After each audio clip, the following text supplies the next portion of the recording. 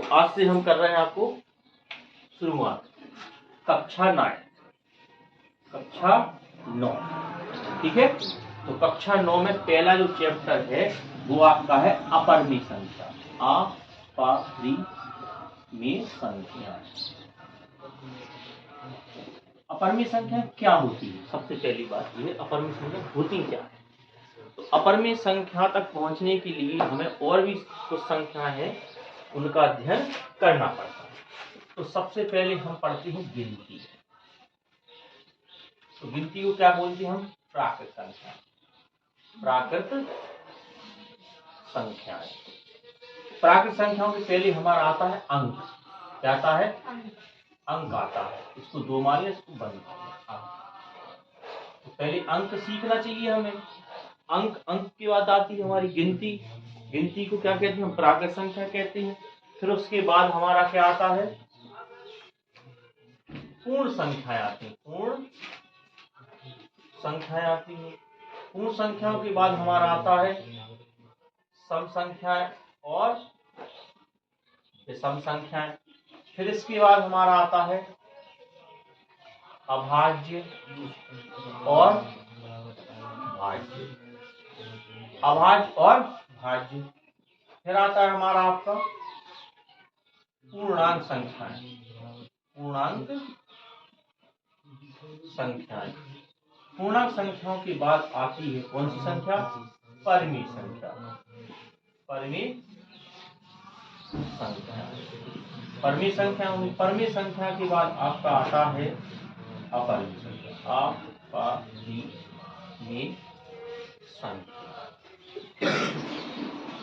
तो आप कोई सा भी गणित उठा के देख लीजिए, कक्षा 1 से लेके आप 10 तक का कोई सा भी गणित उठाइए, कोई सी भी गणित में पहला चैप्टर आपको संख्या का मिलेगा। किसका मिलेगा? संख्या का मिलेगा। तो कक्षा 5 तक हम कौन कौन सी संख्या सीख लेते हैं? कक्षा 5 तक हम अंक, गिनती, पूर्ण संख्या, सम संख्या, और फिर हम 6 में जैसे आते हैं तो 6 में पहला हमें मिलता है पूर्ण संख्याएं। संख्याओं का खेल है, संख्याओं से खेलना एक चैप्टर है, उसमें बताया गया है। उसी में आपको अभाज्य संख्या और भाज्य संख्या बताई गई कक्षा 6 में। और पूर्णांक हमारी कक्षा 7 से शुरू होती है। ये कक्षा 7 में पहला चैप्टर है, कक्षा 7 का। और ये आपका है 6 में, 6 में है आपका, ये है 6 में, और आपका ये 6 में है। और परिमेय संख्या आप पहला चैप्टर कहाँ है? 8 में है। और अपरिमेय संख्या किसमें है? 9 में है। फिर 10th क्लास में आती है तो 10th क्लास में आपका पहला चैप्टर किसका मिलता है? वास्तविक संख्याओं का मिलता है। तो हमें कहाँ तक पहुंचना? आपको अपरिमेय संख्या तक पहुंचना है। तो अपरिमेय संख्या के पहले हमें इन संख्याओं को पढ़ना पड़ेगा। एक एक करके हम एक एक संख्या को पढ़ते जाएंगे, समझते जाएंगे कौन सी संख्या किस प्रकार की होती है। ठीक है, ध्यान से देखें। चलिए, तो अंक क्या होते हैं? 0 से लेके 9 तक टोटल कितने अंक हो गए? कुल 10 अंक हो गए। 0, 1, 2, 3, 4, 5, 6, 7, 8 और 9। तो आपको भूलना नहीं है टोटल कितने अंक होते हैं?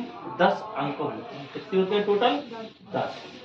क्योंकि 1 से लेकर 9 तक तो गिनती हो गई और एक 0 को भी जोड़ दिया, तो टोटल कितने अंक हो गए आपके? 10 अंक हो गए। फिर आती है आपकी गिनती माने प्राकृत संख्या। तो प्राकृत संख्या क्या होती है?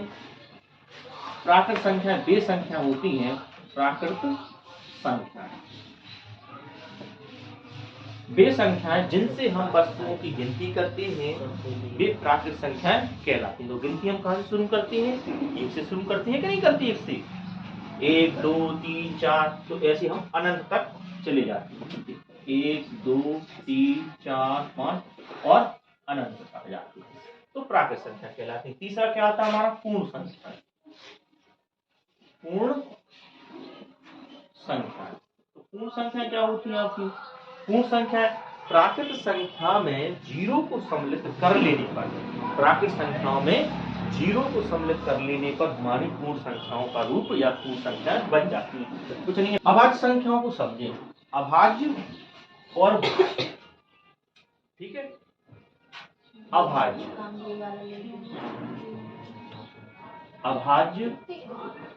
संख्या वे समस्त संख्याएं सीधा शुद्ध हिंदी में समझें, ऐसी संख्याएं जो किसी भी पहाड़ी में नहीं आती, किसी संख्या का भाग नहीं जाता है। बस अभाज्य संख्या में स्वयं और एक को छोड़कर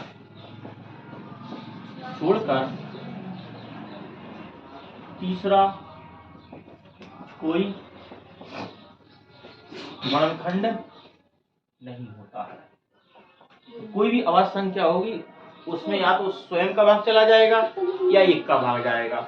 इन दोनों को छोड़कर कोई भी तीसरी संख्या ऐसी नहीं होगी जो उसमें भाग चला जाए। जैसे आप 17 ले लें, 19 ले लें और 31 ले लें, 41 ले लें, 53 ले लें, तो ये ऐसी संख्याएं हैं जो किसी भी पहाड़े में नहीं आती है और ना ही इनमें किसी संख्या का भाग जाएगा। तो वे समस्त संख्याएं आपकी क्या कहलाती हैं? अभाज्य संख्या कहलाती हैं। अब सबसे छोटी अभाज्य संख्या क्या है? सबसे छोटी अभाज्य संख्या 2 है। कितनी है? 2 है। इसलिए अभाज्य संख्याओं को 2 से प्रारंभ करते हैं और संख्या जितनी भी है कोई भी संख्या का सबसे बड़ा रूप नहीं होता है, इसलिए पूछा क्या जाता है? सबसे छोटी संख्या पूछी जाती है। प्राकृत संख्या, सबसे छोटी प्राकृत संख्या क्या है? सबसे छोटी विषम संख्या क्या है? सबसे छोटी पूर्ण संख्या क्या है? सबसे छोटी अभाज्य संख्या क्या है? बड़ी संख्या नहीं पूछी जाती है। बड़ी संख्या पूछी जाएगी तो 4 ऑप्शन दिए, निम्न में से कौन सी सबसे बड़ी संख्या है? इस प्रकार से क्वेश्चन आपका बनेगा। ठीक है, तो एक क्वेश्चन ये आता है कि सबसे छोटी अभाज्य संख्या आपकी 2 है, क्लियर है। और एक और आता है 2 संख्या दे देंगे, उनके बीच में पूछा जाएगा। जैसे आपको दे दिया 30 से लेके 60 के बीच में कितनी अभाज्य संख्या है, 20 से और 50 के बीच में कितनी अभाज्य संख्या है। तो इनमें आपको याद करना पड़ेगा कौन सी अभाज्य संख्या। लेकिन एक बात याद रखना, 1 से 100 तक 1 से लेके 100 तक 25 अभाज्य संख्या है। 25 अभाज्य संख्याएं हैं, वो हम आपको लिख के दिखाएंगे। तो 2 हो गया, 3 हो गया, 5 हो गया, 7 हो गया और आपका 11 हो जाएगा। यहाँ से डायरेक्ट 13, 17, 19, 19 के बाद आपका 23, 23 के बाद आपका हो जाएगा 29, 31 और आपका 37, 41, 43 और 51 तो फट जाएगा 53, 53 के बाद आपका 54, 55, 56, 57, 59 हो जाएगा 59, 61, 67, 71, 73, 79, 80, 81, 82, 83 हो जाएगा आपका 83, 84, 85, 86, 87, 88 आपका 89 हो जाएगा। 89 के बाद आपका 91, 92, 93, 94, 95, 97 हो जाएगा। अब गिन लीजिए कितनी हो रही है। 1, 2, 3, 4, 5, 6, 7, 8, 9, 10, 11, 12, 13, 14, 15, 16, 17, 18, 19, 20, 21, 22, 23, 24। एक कहीं अपन भूल गए हैं, तो 2, 3, 5, 7, 11, 11 के बाद आपका 13, 13, 17, 19, 23, 29, 31, 33, 40, 43, यहाँ 47 अपन भूल गए थे। ये 47, तो टोटल कितनी संख्या होगी? 25 संख्या होगी। टोटल 25 संख्या। ध्यान रखना, 1 से लेके 100 तक जितनी भी होती है अभाज्य संख्या 25 संख्या। अब इसी का उल्टा क्या हो जाएगा? आपका भाज्य संख्या हो जाएगा। क्या हो जाएगा आपका? भाज्य। भाज्य संख्या क्या होती है? वे समस्त संख्याएं जिनके कम से कम 3 वर्गखंड हो। कम से कम कितने हो? 3 तो किसी भी हालत में होने चाहिए। अभाज्य संख्या की 2 से ज्यादा नहीं हो सकती। एक तो स्वयं होगा और एक तो स्वयं और एक को छोड़कर कोई अन्य तीसरा वर्गखंड, कोई अन्य तीसरा वर्गखंड हो। तो आप कोई सी भी संख्या ले लीजिए जिसमें स्वयं को और एक को छोड़कर किसी अन्य तीसरी संख्या का भाग चला जाता है, तो आपकी भाज्य संख्या कहलाती है। भाज्य संख्या किसी पहाड़ी में जल्दबाजी। तो अभाज्य और भाज्य संख्या आप समझ चुके हैं, इनको आप नोट कर लीजिए, ठीक है। फिर आता है आपका पूर्णांक संख्या। अच्छा, सातवीं गणित का पहला ही चैप्टर है ये।